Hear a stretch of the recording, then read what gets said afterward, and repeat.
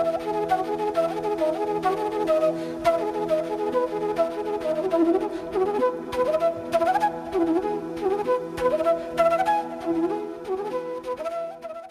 as you know, we are having discussion on society, a series of lecture we have organized on this very topic, understanding Indian society. And for discussion, we have already taken up several different aspects of the society. And today we have we will discuss another aspect on understanding society. And for discussion with this very topic, we have Dr. Hilal Ahmad. He is currently faculty at CSDS and working on monuments and memory and contemporary Muslim modernity. So on your behalf, I welcome Dr. Hilal Ahmad for the lecture on understanding Indian society. Welcome, Mr. Thank you very much for inviting me for this. Basically, understanding society is something which is very broad. And I would like to confine my topic, which is a very vast topic, society and understanding. These are the very broad terms. In order to confine it, I would like to focus on very contemporary, the question of the contemporary, how to understand, because this is the term we all use quite frequently in our social discourse. So how to understand what is contemporary?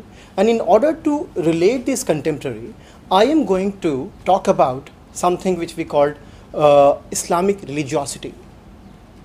I am looking at Islamic religiosity is something which is very vast, very broad, and in order to confine it, I would like to situate Islamic modernity in our specific context of post-colonial India.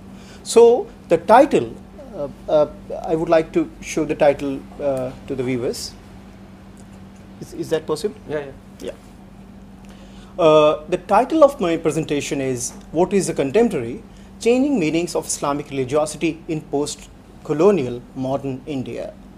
I would like to emphasize the fact that the meaning of post-colonial and modern are crucial in this presentation, because for me, post-colonial marks a continuity between colonial and the era which followed it, meaning we had a time which we designate as colonial, and now we are moving to another time which can be characterized as post-colonial. So the relationship and the continuities and discontinuities between colonial and post-colonial need to be seen in relation to the idea of modern. So the idea of modern I am talking about is something which is also quite frequently used and talked about.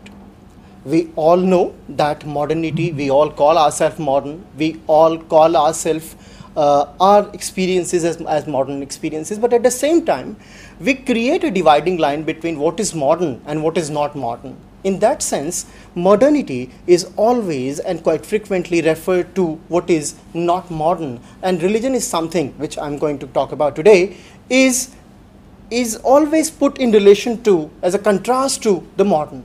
So my point in this presentation is that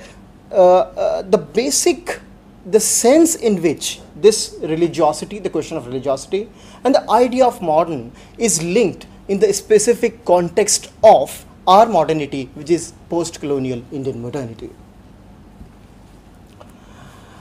What is the relevance of this topic? I think there are two relevances. Can we have this on thing? Yeah. I think there are two important, when we talk about relevance, it would be very important to look at the kind of the relevance of this need to be seen at two levels. One level is the intellectual relevance of this question. I would like to revisit the age-old religion versus modernity debate in this presentation. So that is very relevant. How to read modernity in relation to religion in our specific context of post-colonial India. And since we are primarily concerned with the idea of political or the contemporary, political relevance of this question is very important. Recently we had Ayodhya judgment in which Lucknow bench of Allahabad High Court gave, Ayodhya dispute, they finally decided the title suit in favor of three parties, and they distributed land into three, and we had a long discussion on this.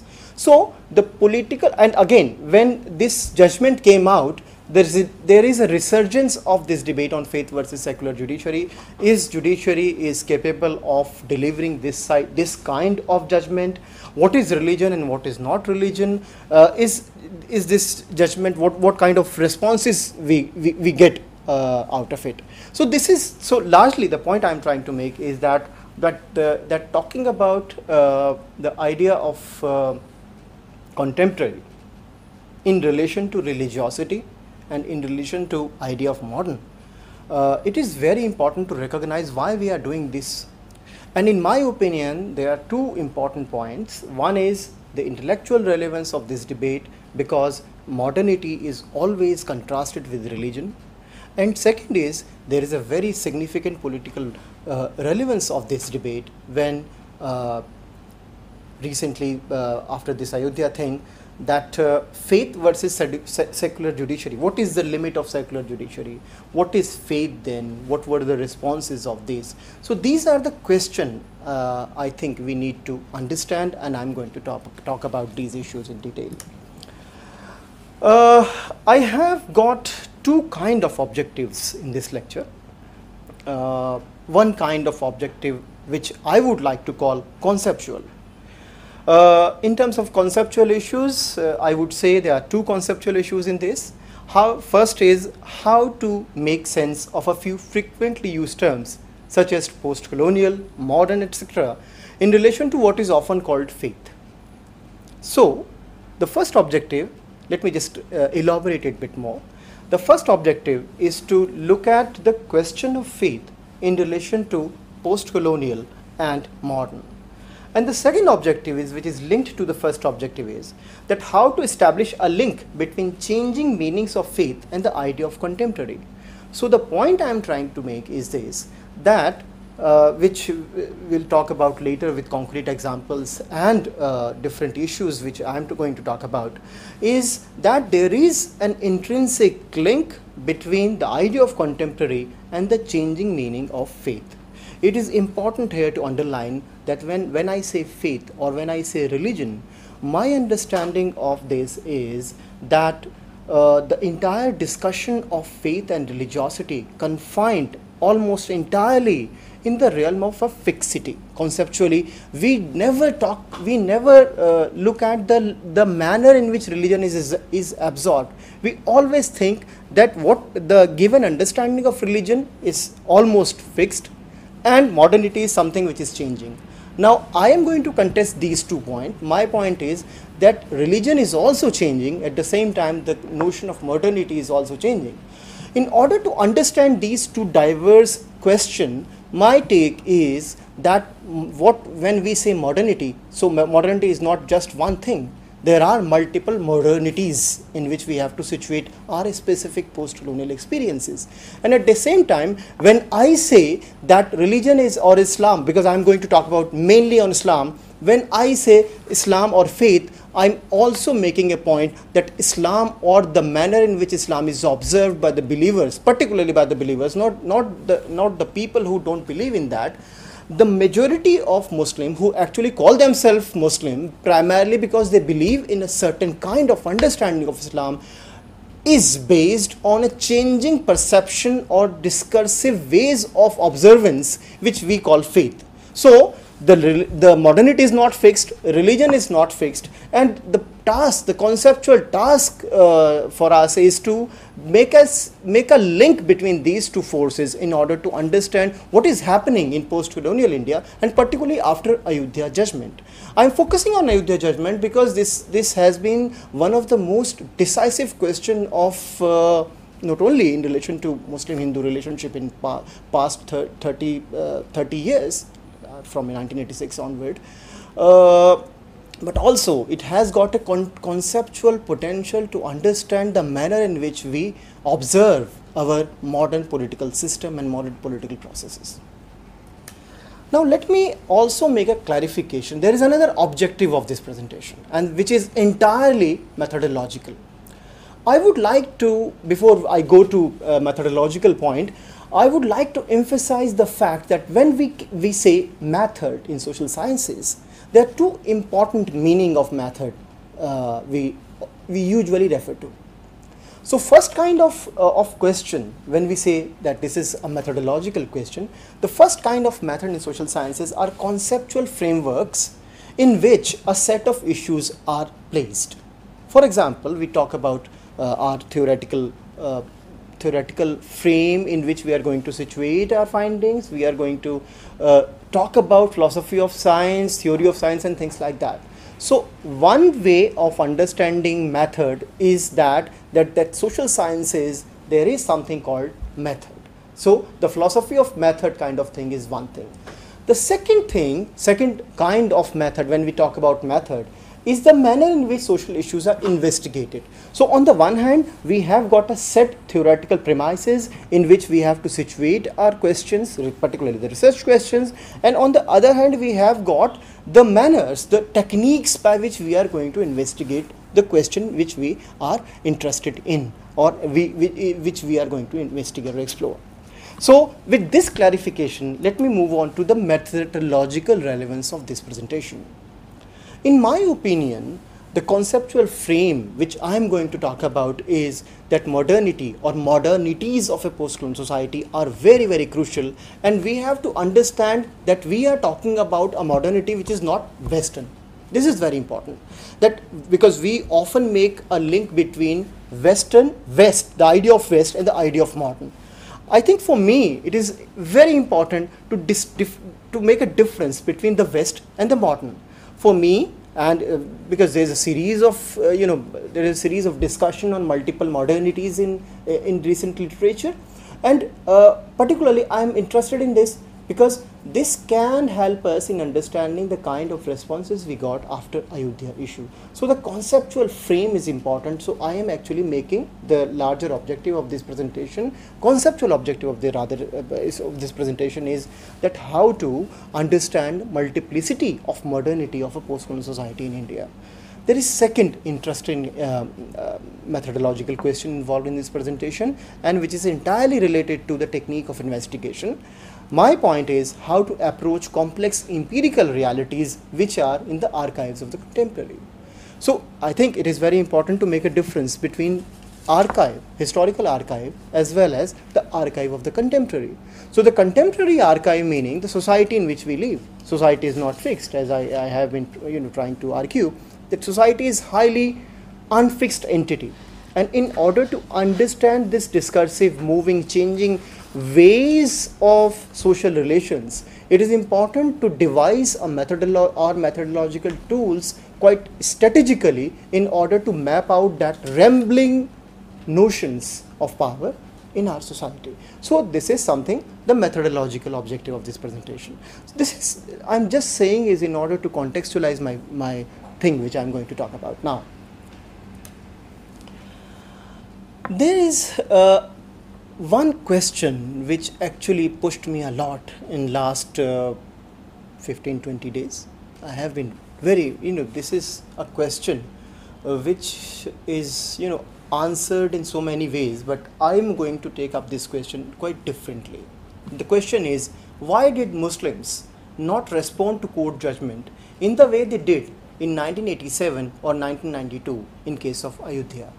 This is an interesting question because everybody from Javed Akhtar to people writing in newspapers and all, they responded to. So celebrity on the one hand responded to this question in one way, and the popular media also responded this question quite significantly. So if we club all the answers which were given to us, we find three very interesting arguments which came out quite sharply in this discussion. The first argument was Muslims are becoming modern, so this shows a triumph of modernity, meaning that now Muslims are mature, and this maturity shows why they are mature, because they are modern, and because they are modern, so they are not responding the way they did in 1987 or 1992. The second kind of argument was also related to this. It was said quite stridently that Muslims are in 21st century, so they want to move ahead. I think I repeatedly got to hear this move ahead kind of thing, that we would like to move ahead from, from the stagnant Islam to modern, vibrant, changing Islam kind of thing. And finally, the emphasis was on young Muslims. It was said categorically that they want development with capital D. What about development? Because this is the area in social sciences we have been talking about for years and years, that development need to be understood properly. On the one hand, we have got shining cities as a marker of development. On the other hand, we have got human development report and things like that, human development index as a marker of development. So what kind of development we are talking about, particularly in this case, they were not entirely clear, but these were the three main arguments given in favor of a silence of Muslims. Muslim did not respond.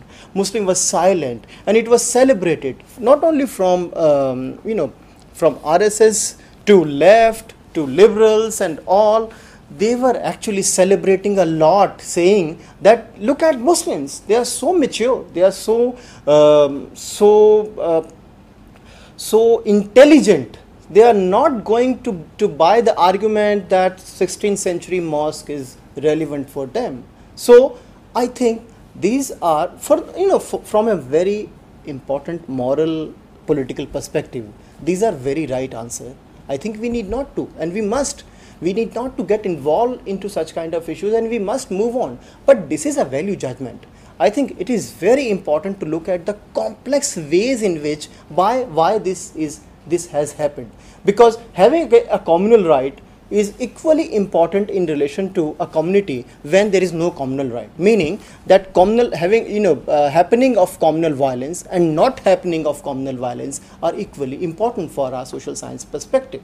So in order to understand why it did not happen, is not merely to celebrate that as if there is one Muslim community in India, and that Muslim community is actually becoming more and more modern, Indianized, and as a result this community is not interested in Babri Masjid. This is not the case. My argument is, which I am going to talk about now, is that there is something very serious. There is something very complex happening in Indian society, and particularly North India, because my entire fieldwork is based on North India. And what I am going to talk about now is entirely on the basis of my own finding. So again, I refer back to the few slides back when I said that methodologically it is important to deal with the question of contemporary as well as the conceptual part of the problem of contemporary. So I am going to talk about the relationship between methodological, what could be the sources to understand this complex phenomena, and the conceptual frame in which the question of theoretical nature which are coming up to us. So these are the question, and the problem is Muslim silence after Babri Masjid verdict. I find these answers problematic, not because, as I just said, not because of moral political point of view of a few people who were very much interested in opposing all kind of communal politics. I do oppose all kind of communal politics, but at the same time I do not want to stop myself in examining the other complex questions which are happening there and which we are not ready to accept. I think this is very important, and that's why I find this question quite problematic.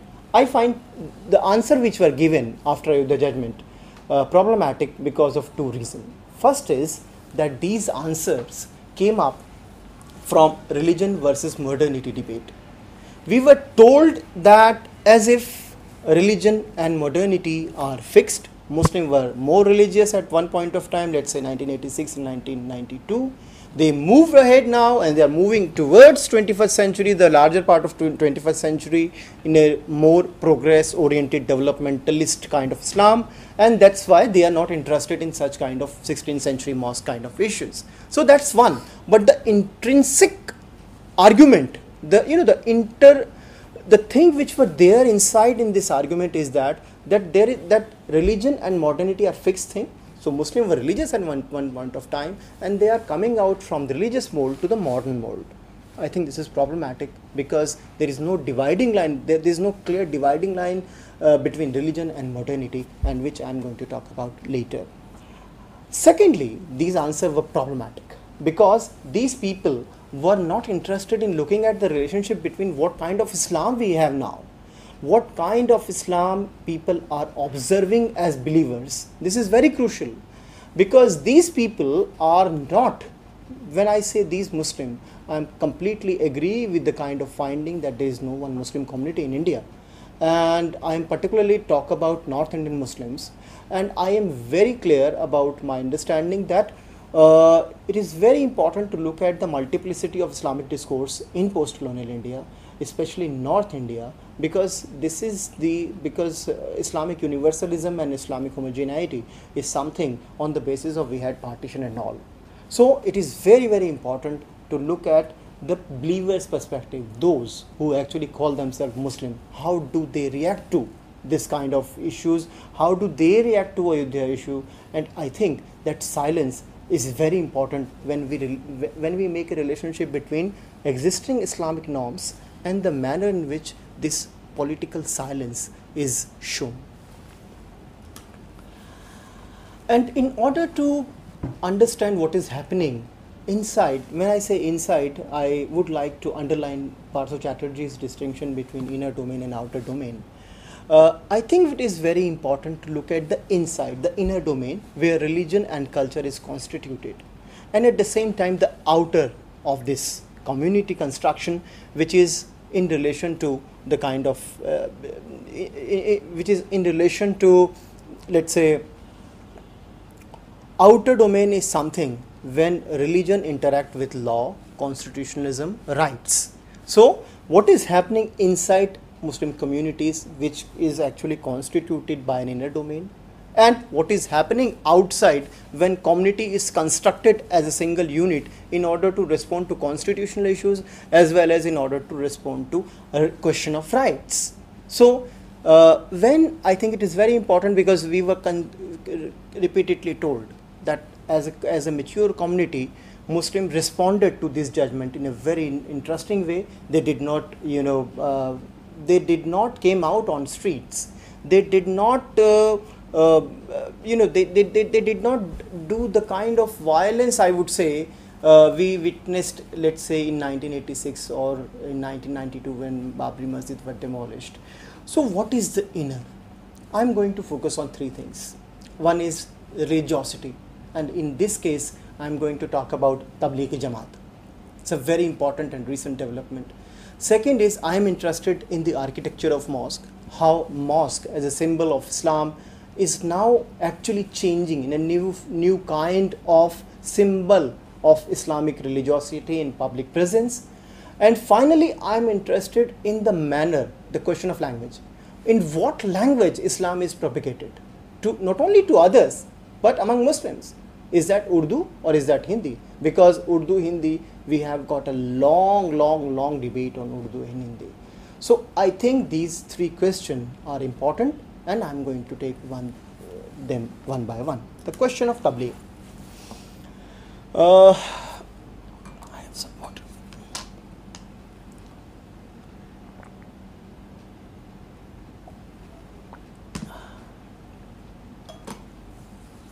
Yeah. Tablighi Jamaat as a movement began in early 20s in Delhi.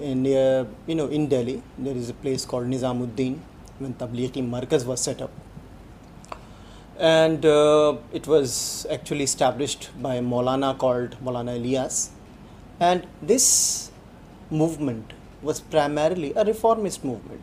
We have to remember that in early 1920s, all the religious movements were of a reformist nature. They were primarily in relation to reform religion, not only individually but also in relation to collectivity, meaning the community should be reformed. So it was kind of a reformist, purely religious kind of a movement, and it came out with 6 principles. I would like to this slide to show. These 6 principles were Kalima, Salah, Ilm and Zikr, Ikram Muslim, Ikhlas Niyat and Tafriq Waqt. Let me just translate it quickly. Kalima means La ilaha illallah Muhammadur Rasulullah, meaning which is a basic. When you say Kalima, in order to affirm your commitment in Islam, this is the very basic oath you take, meaning that there is no God but Allah and Muhammad is his true prophet. So, in order to be a Tablighi Jamaati, you have to adhere to this fact that Kalima is a central premise of my identity and I am going to abide by this. Second is Salah. Salah means Namaz. So, the focus of this principle was that one has to maintain 5 times daily prayer, and in order to do so, one has to reform himself internally. Then ilm and zikr, meaning knowledge and remembrance of Allah. So now ilm is very important. Ilm means knowledge, and zikr means the recitation of knowledge. We have to remember that in Islam, the recitation is a very important role to play, because on the one hand it is a bodily function. When you recite, you actually perform it. So for the performative aspect of Islam, recitation is very important. So ilm and zikr meaning acquiring knowledge through recitation, meaning I think it is very important to make a distinction between mind and body, the conventional mind and body relationship. We have to recall this, because in conventional mind and body relationship, we assume that something which is called mind is does not have any relation with the body. But in Islamic religious thought, body has got a sacred value of its own. So when I say the third principle of Tabligh is ilm and zikr, meaning you have to acquire knowledge through bodily action, through recitation of some act and remembrance of Allah.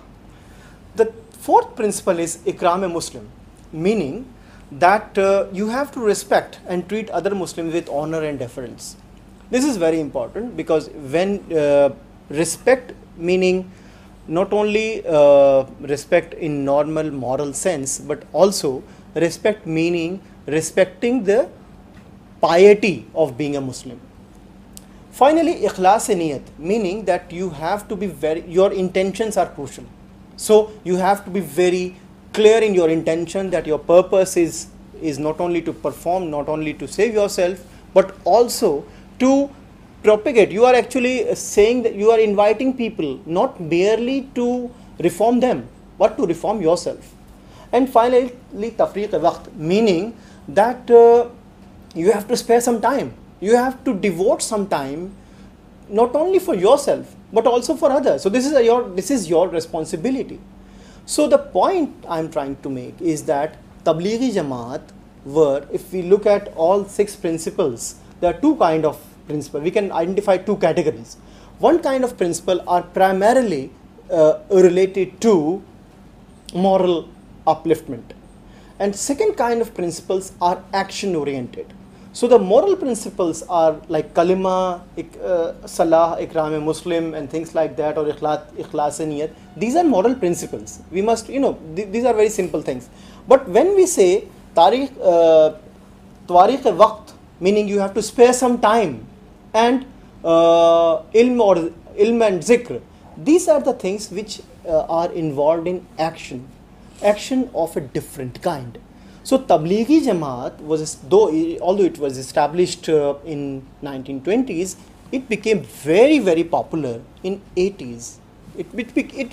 Gradually, in post-colonial India, this actually replaced custom-centric Islam in a very significant way. I'll talk about later. But the point is that if we look at all the principles of Tablighi Jamaat, these principles by nature, on the one hand, quite collective, and on the other hand, these principles are quite apolitical, meaning you need not to get involved into all kind of politics, whether it is sect-wise differences or whether it is in relation to this worldly issues. I'll talk about it later.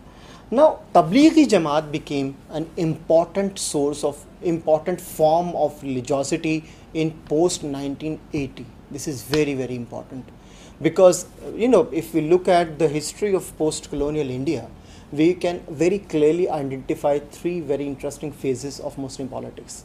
First phase began in 1947 when Pakistan created, and Muslim community, which was considered to be a very powerful community in symbolic sense, both by people like Jinnah and Azad, became a powerless community. So that powerlessness is very crucial, because the adherence of Muslim politics to legal constitutionalism is inextricably linked to this powerlessness, the idea of powerlessness.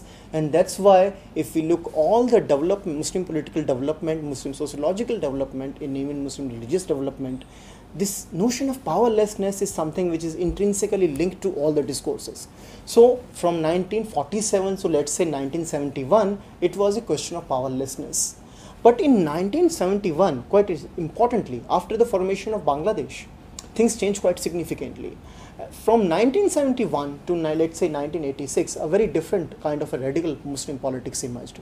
And for example, Muslim Personal Law Board was established in 1972. Imam of Jama Masjid started a fatwa politics in 1975 after emergency, during emergency. And then in 80s we have Babri Masjid. And unlike the popular perception that Babri Masjid issue was primarily a war between secularist and the communalist Hindu rightist, I would say this is not a correct thing, because if we look at the empirical development of that time, we had a very independent Muslim position at that point of time. So we have got a very defensive kind of politics, let's say from 1971 to 1947 to 71, and then we have got a very radical kind of politics from 71 to let's say 1992, when Babri Masjid were demolished. And finally, what happened after 1988? Now religiously it had got a very different tone. When Muslim politics getting radical, Muslim social discourse was not actually, it was taking a very different form. Why?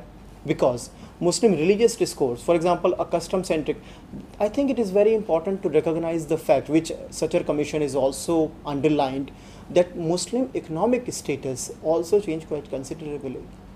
Although I do agree with the findings of Satcher Commission report and the Rangnath Mishra Commission report that Muslims are quite marginalized in terms of economics, but at the same time the parity among the upper class Muslim and the common Muslim is so huge, and I think it is very important to recognize this factor when we talk about the responses of people towards Ayodhya in contemporary times. Importantly, what happened when this kind of middle class was emerging? This middle class wanted a very different kind of religion, because the custom-centric religion which prevailed from generation to generation required a very different orientation, because this entrepreneurist Islam wanted a kind of religiosity in which you need not to get involved into some kind of action-oriented, like Tazia procession. If you look at the history of Tazia procession, you will find that it has decreased quite considerably in North India in last 20 years. There were so many akhadas who used to participate in Tazia processions, but it has gone now. Now most of the people are becoming Tablighi Jamaati. So on the one hand, Muslim political discourse were getting very, very radicalized in 80s. At the same time, Muslim social or religious discourse was actually taking a very different position. And this position was of a different nature, meaning now Muslim religiosity was changing because it was not suitable. The earlier custom-centric religiosity was not suitable for the interest of an emerging Muslim entrepreneurist capitalist, I would say.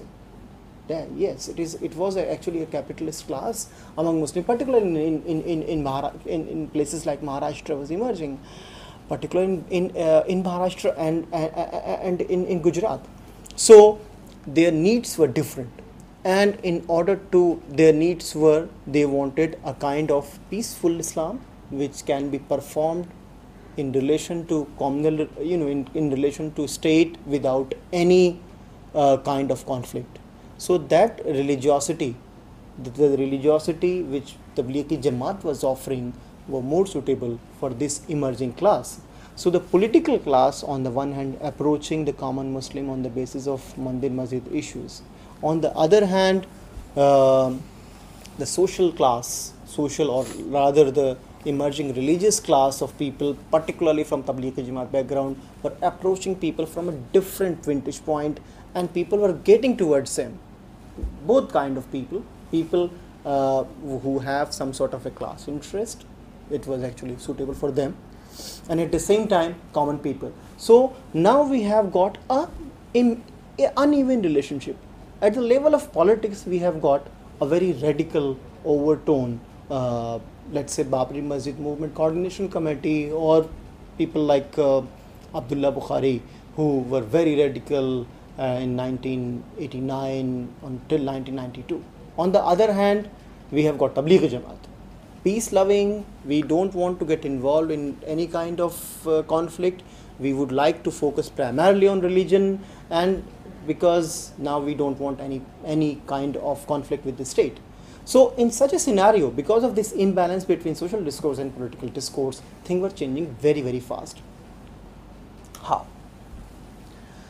I think it is very important why Tablighi Jamaat, as I said, became so political. So one kind of thing was that the requirement of, as I said, that requirement of newly emerging middle class among Muslims, because the economy of custom-centric religion was very different in terms of, in terms of performance. Now this middle class was interested in a simple kind of Islam in which your performative aspect are quite individuated, meaning you have to perform by yourself, inviting other just for the sake of your own purity. So that process of individuation in terms of religiosity is very crucial by Tablighi Jamaat, that I am doing some act of worship primarily because of my own sake. Even if I am inviting others to perform namaz, I am actually creating some more space in Jannat for myself. So this is very crucial. So in some sense, it is a process of individuation. And this process of individuation, if we look at the relationship between class, the Muslim class, and religiosity, became very crucial, because there you cannot blame the community for any negative impact of this. For example, if I have got a factory and I am a Tablighi Jamaati owner, I would encourage people to perform namaz. And when they perform namaz, it would be very easy for me to establish my hegemony over them, because I am also participating with them in the act of namaz as an individual. So we all will all go to mosque, we all become equal when we pray. So this kind of religiosity was suitable for this emerging Muslim middle class. Secondly, and perhaps most importantly, the political context of, as I said, that on the one hand we have got this, the religious discourse was changing. On the other hand, we have got people who are making very radical moves going towards, I remember in 1988 when Ayodhya March, something called Ayodhya March was set up, that we will go and pray at Babri Masjid. So Tablighi Jamaat became very popular because it was non-conflicting, and somehow the sense of fair psyche which was there among Muslims helped them to move towards Tablighi Jamaat. Let's go quickly to what was the outcome. So there were two outcomes of this. Custom-centric Islam is either displaced by the Tablighi Jamaat or accommodated in its field. And a new discourse of religiosity emerged which encourages the believer to disassociate from politics of all kind. Not only the politics of this worldly politics of, let's say, Ram Janambhoomi type of politics or Bharmi kind of politics, but also sect-wise politics. So now you have got a very pure, not relational kind of religiosity in which you are responsible for yourself. Whatever act you do, so this is a kind of individuated kind of a religiosity which emerged in 1980s and became very, very popular in 90s. What was the impact of this? As a result, it's an extremely successful movement. It was really successful movement, because mass mobilization of Muslim for various purely congregational forms of worship emerged, like Ijtima. You will find that they have got, Tablighi Jamaat has got Ijtima in each and every big city of India now. And these are huge. People in lakhs and lakhs people participated in these Ijtimas. So this Ijtima is a new kind of religious congregational worship which did not exist in pre-colonial India, or there is no mention of that. So it was some kind of an innovative or innovation of a sort.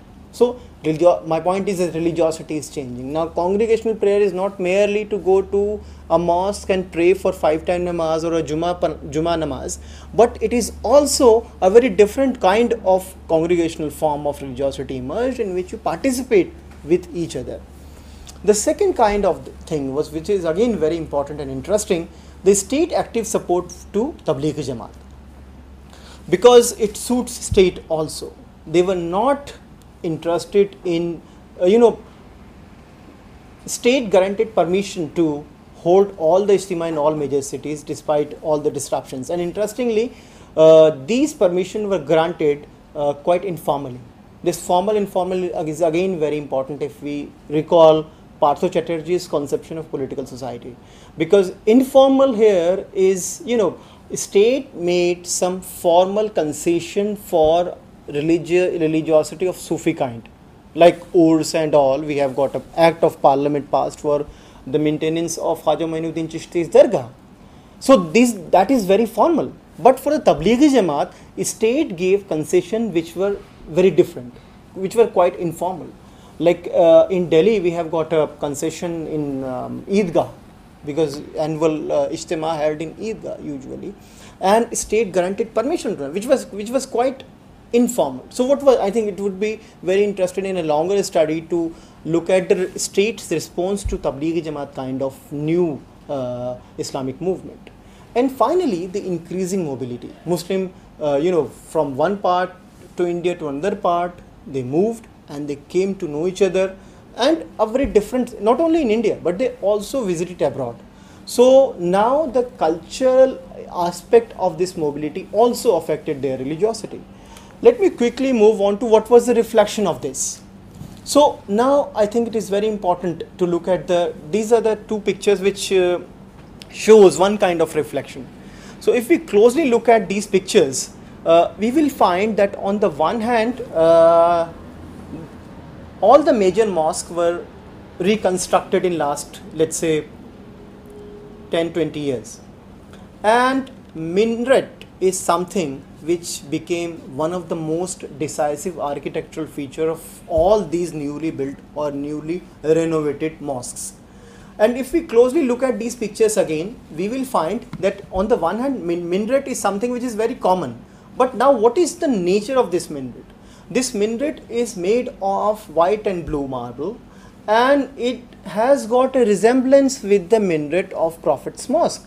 So the Indo-Islamic architectural forms which were already there in India, at least in North Indian mosque, replaced by a universal Islamic architectural symbol. And I would like to show you this.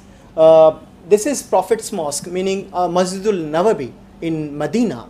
And look at the architecture of this mosque, and look at the thing which I just show. You will find a great resemblance of these two mosques, particularly in relation to minarets. So, and what is the role of minaret? Minaret is something which has got a public presence of its own. You can identify a mosque through its minaret whether you go inside or not. So the city landscape is actually determined by the public presence of religious architecture. And in this sense, there is a very interesting public presence of this kind of an architectural feature.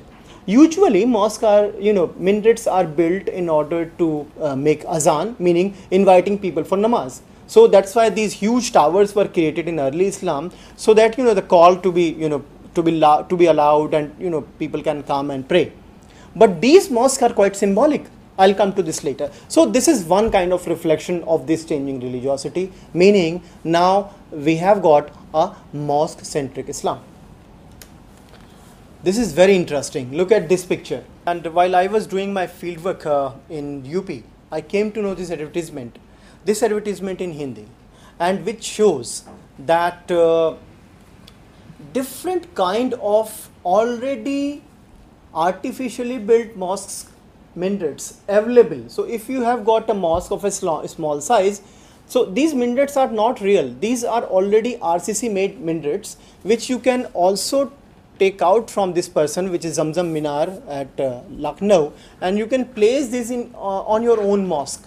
Meaning, this has become very. And again, if you look at all the structure available in this advertisement, Again, a resemblance to Masjidul Nawabi's minaret, meaning that now, architecturally at least, Islam is globalized, and the feature of global Islam are actually so popular throughout North India that most small Qasba mosque, from small Qasba mosque to a big city mosque, you will find that minaret is always there. Now come to the second kind of thing. That's the question of language. In what language? On the one hand, we have got global Islam, in which we have got big minarets, and this minaret is a resemblance the Masjidul Nawabi's minaret. Now, what is going inside the mosque? Can I have this? Yeah. Look at this notice board. This notice board is written in Hindi. This is again a mosque, and this is a notice board which says that what you can do and what you can't do inside a mosque. In this, if you closely look at the language in which it is written, that there is no place for making bhashan and things like that. But there is another important point. This is not merely written in Nagari, but the language, if we closely look at the language, we will find that use of Sanskritized words are quite frequent, though Urdu inscription is also written. But my point is that this is the Hindi.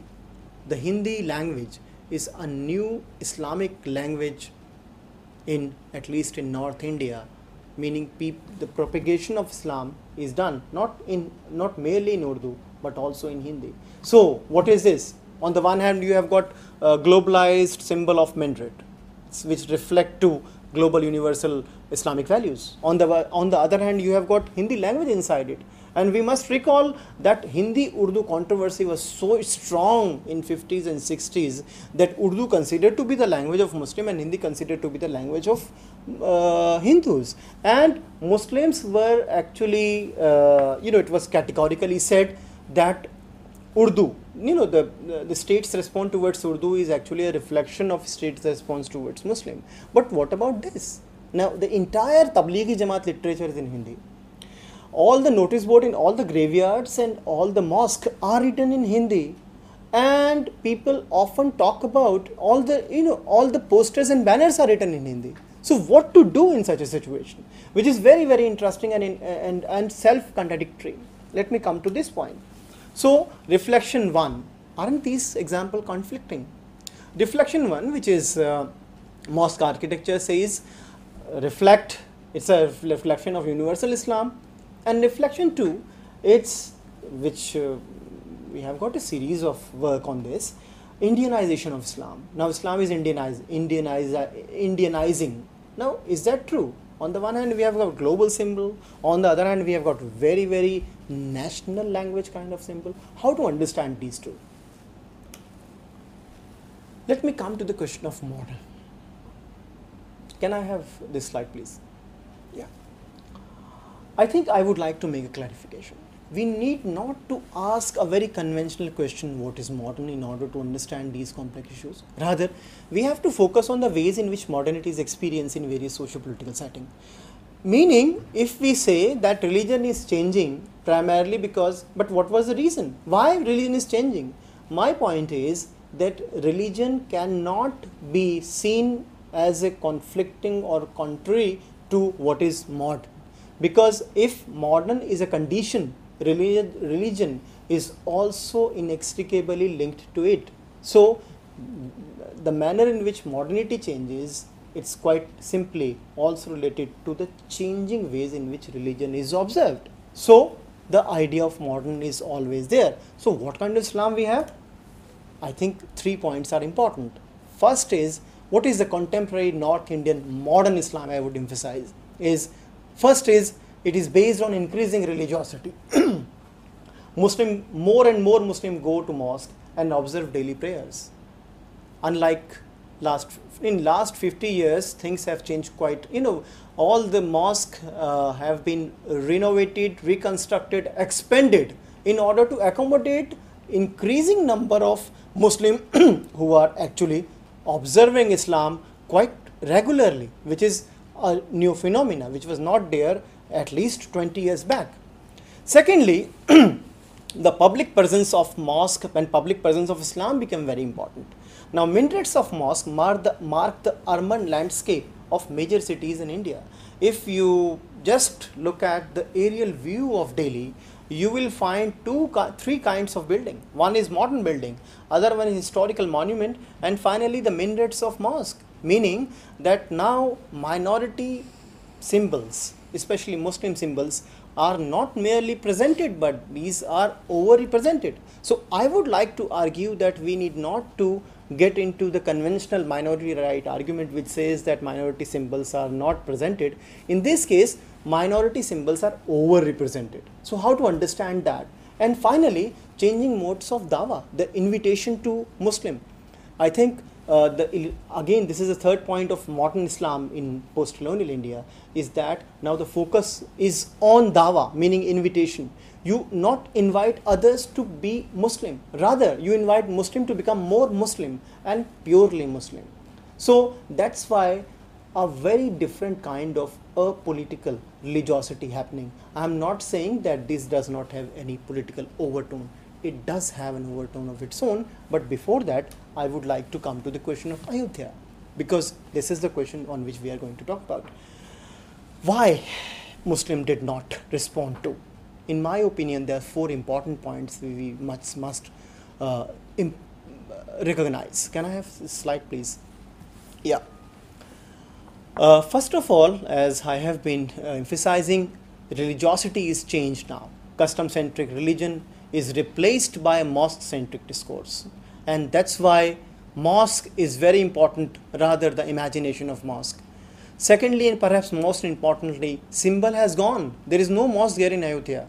So this mosque-centric discourse does not have any response to a kind of symbol which is not there. So we have to recall our symbolic, the symbol as why something becomes symbol and why something cease to be a symbol in this case is very, very important. So the mosque-centric discourse in Ayodhya, mosque-centric religiosity does not have any take on Ayodhya-like situation. Thirdly, Islam of public presence is suitable for a class of globalized Muslim. Other day I was reading a news item that more and more Muslim actually quite frequent to Saudi Arabia. They go there as if they are going to Ajmer. So this class of Muslim want a public presence of different kind, and minarets of mosque reflect this very clearly. And finally, that's my point, that Muslim elite does not have a political language to articulate this complex identity, meaning that we need not to say that what is presented as a political does not have any political overtone, because Muslim elite does not have a language of its own. That's why people like Shah Imam, yesterday I was reading a news item that he came out and he opposed Muslim Personal Law Board. Now they are trying to understand this situation, but the vocabulary, the political vocabulary they have, it's so weak. They either focus on Islam versus non-Islam, or they focus on Babri Masjid kind of issue. So these are the weak articulation of this complex situation. I think because Muslim elite does not have that intellectualism which is required, and that's why there is a silence, so they are not making any kind of serious move. So this is why, so what is, then let me come back to the main question, the conceptual question of idea of contemporary. I think, I'm just going to continue. I think the idea of contemporary is very important here.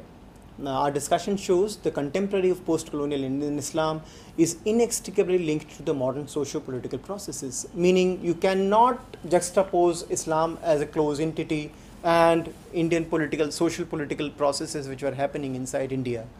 These are the two things which are closely interrelated. And finally, this is my final point, faith and religion are not fixed. Rather, such categories are contextually produced and reproduced in various forms. So, here and now of modernity also means the here and now of religiosity. Okay. My question, so this what you just spoke or dealt about, that is at an intellectual level, or it's taking place at individual level and society level also, like mosque-centric discourse and the custom-centric discourse. is it people are understanding these things or just the intellectual discourse in this? I think people are, I think in one of my slides I talked about that the custom centric discourse is not entirely replaced by the mosque centric discourse. Mosque centric discourse accommodated or expanded itself in such a way that custom centric discourse can be a part of it. Meaning, for example, custom centric meaning if I would like to visit a dargah of a Sufi, so I am allowed to go. But at the same time, my visiting that grave should not be taken as if I am trying to disassociate with the established norm of tabligh. So at the individual level, things are quite happening, quite seriously happening. So I would say that the expansion of this is not entirely intellectual. What I have tried to do, it's that what could be the intellectual response which is happening inside society.